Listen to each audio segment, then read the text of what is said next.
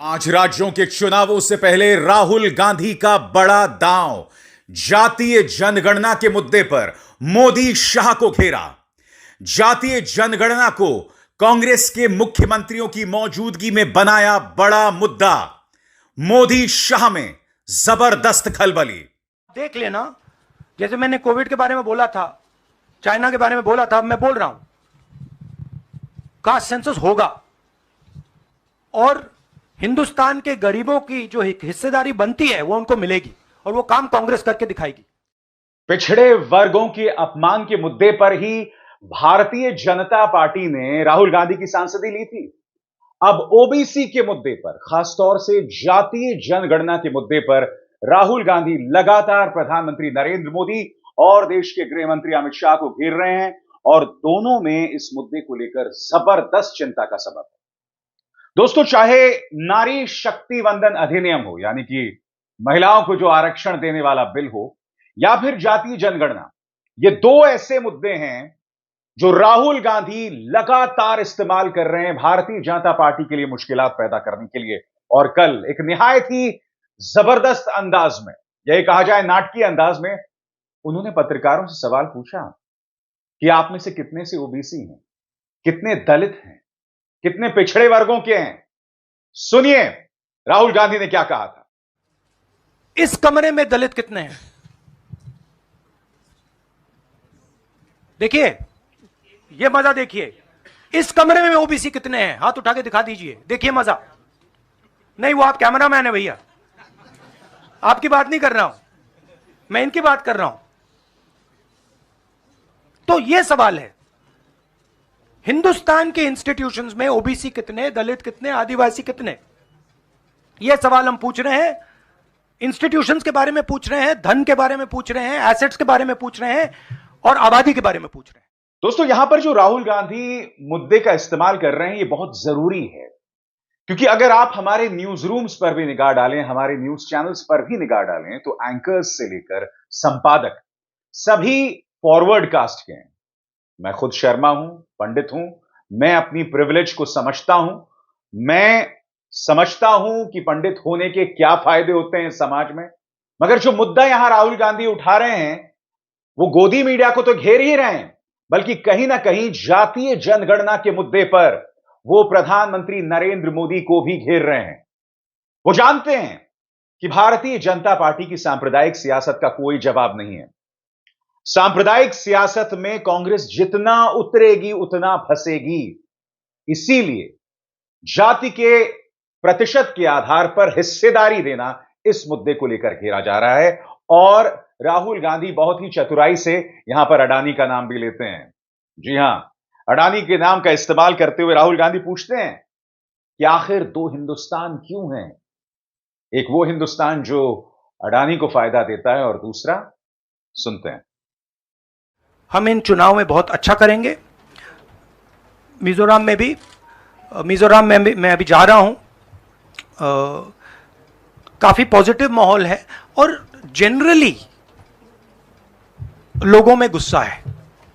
एक दो कारण है, बेरोजगारी, महंगाई और जो इनइक्वालिटी बढ़ती जा रही है कि अदानी जी जैसे लोग अमीर होते जा रहे हैं, देश के पूरे एसेट्स उनके हाथ पड़ रहे हैं और किसान हैं, मजदूर हैं, वो गरीब होते जा रहे हैं। ये सबको दिख रहा है। तो इसलिए हम प्रिपरेशन कर रहे हैं। कास्ट सेंसस हमारा फाउंडेशन है, मगर जो राजस्थान में इन्होंने हेल्थ केयर के लिए किया वो हम नेशनल लेवल पे करने की सोच रहे हैं। जो किसानों के लिए ये कर रहे हैं, जो इनका सोशल सिक्योरिटी का स्ट्रक्चर है, वो हम इसको नेशनल लेवल पे इंप्लीमेंट करने की प्लानिंग कर रहे हैं। हमारी सोच है कि जो नरेंद्र मोदी जी और बीजेपी ने नफरत, हिंसा और डर का विजन दिया है, हम देश को मोहब्बत, रिस्पेक्ट और भागीदारी का विजन दें। और मुझे लग रहा है कि देश का जो मूड है वो बिल्कुल बदल चुका है और ये बात अभी बीजेपी वालों को समझ नहीं आई है, मगर कुछ ही दिनों में उनको आस्ते आस्ते ये बात समझ आ जाएगी कि जो उन्होंने देश के साथ किया है, जो उन्होंने नफरत फैलाई है, जो उन्होंने इंस्टीट्यूशंस पर आक्रमण किया है, लोगों को डराया है, धमकाया है, नफरत फैलाई है, वो इस देश को अच्छा नहीं लगा है। दोस्तों, राहुल गांधी ने कहा कि जातीय जनगणना बहुत जरूरी है क्योंकि यह देश के लिए नए रास्ते निकाल रहा है।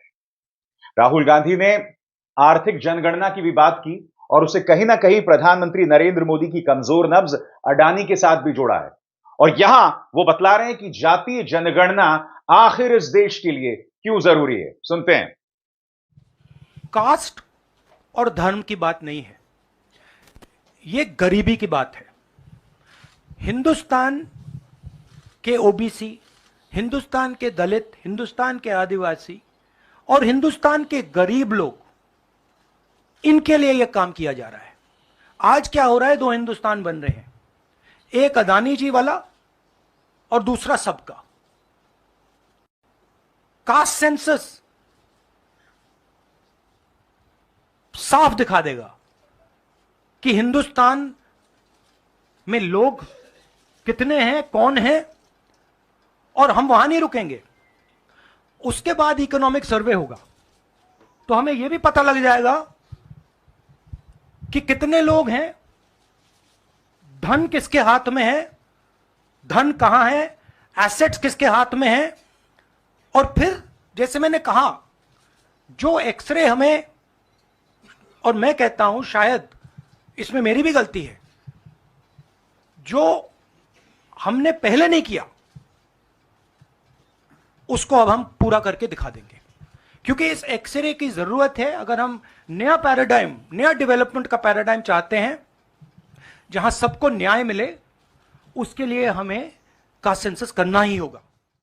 उन्होंने भाजपा पर भी तंज कसा कि भाजपा के पास सिर्फ एक मुख्यमंत्री है जो ओबीसी का है और वो भी नहीं रहेगा, मगर कांग्रेस के पास 4 में से 3 मुख्यमंत्री ओबीसी के हैं। लिहाजा कांग्रेस प्रतिशत के हिसाब से भागीदारी के मुद्दे को समझती है और जाहिर सी बात है राहुल की इस बात का जवाब बीजेपी के पास नहीं है।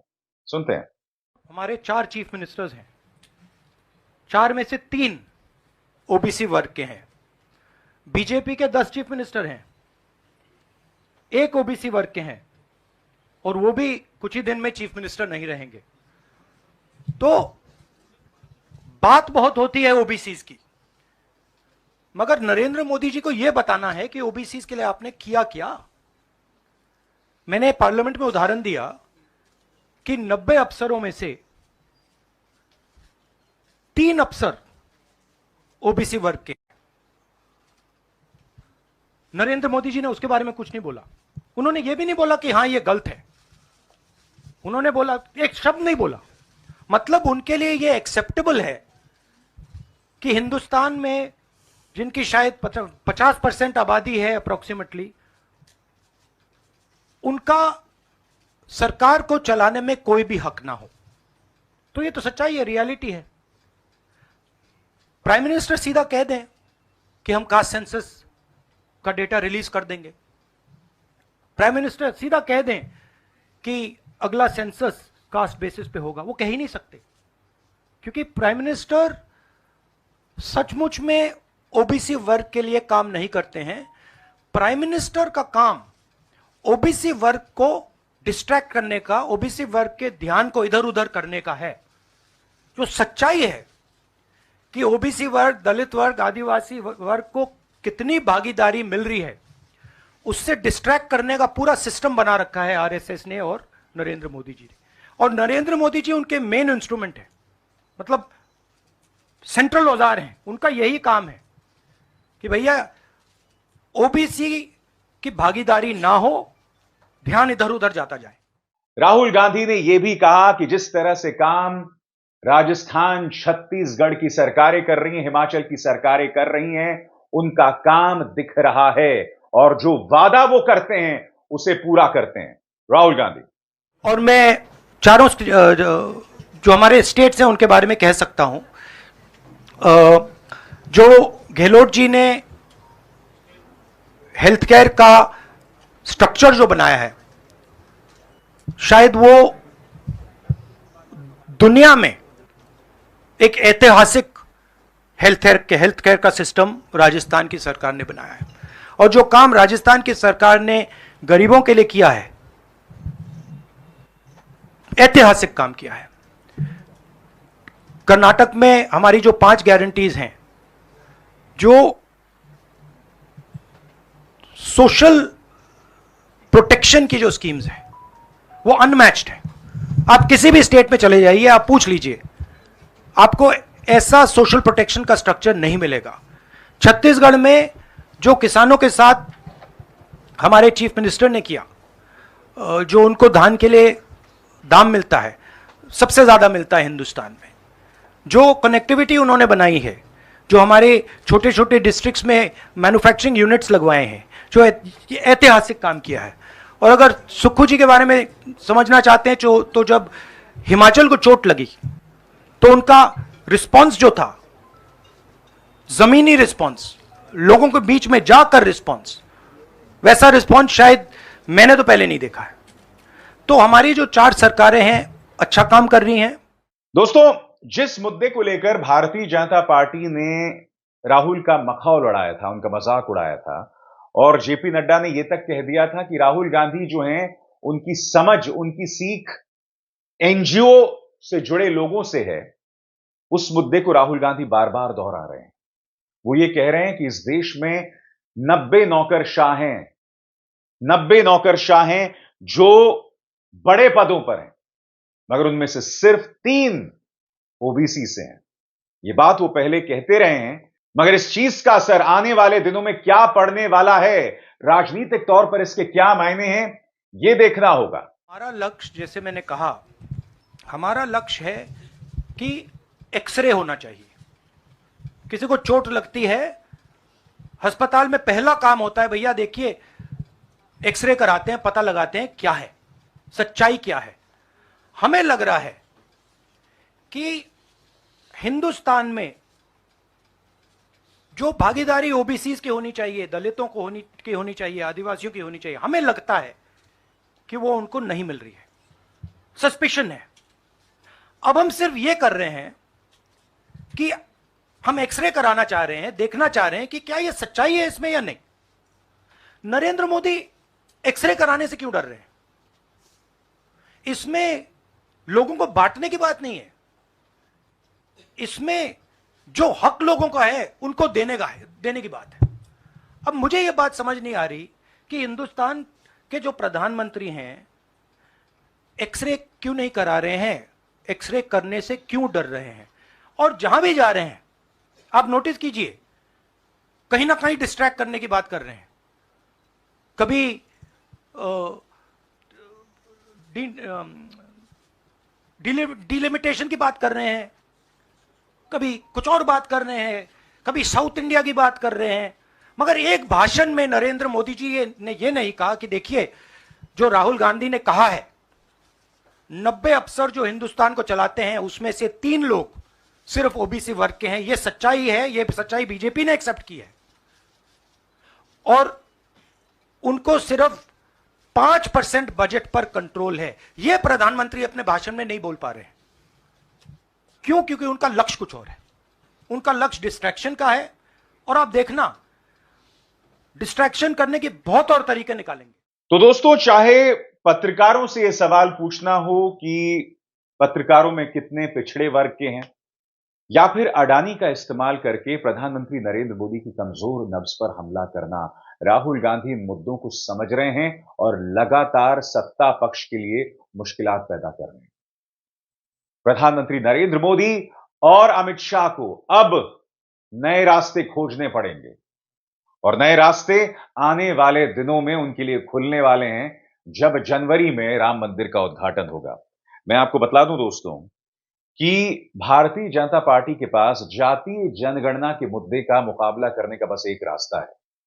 सांप्रदायिक तौर पर भड़काऊ सियासत करो, हिंदुओं और मुसलमानों को बांटो, क्योंकि जातीय जनगणना का जवाब सिर्फ यह है, या यह कहा जाए कि जिस तरह की सांप्रदायिक राजनीति बीजेपी करती है, क्या उसका जवाब सिर्फ अपने प्रतिशत के हिसाब से, अपनी मौजूदगी के हिसाब से भागीदारी देने वाली राजनीति है?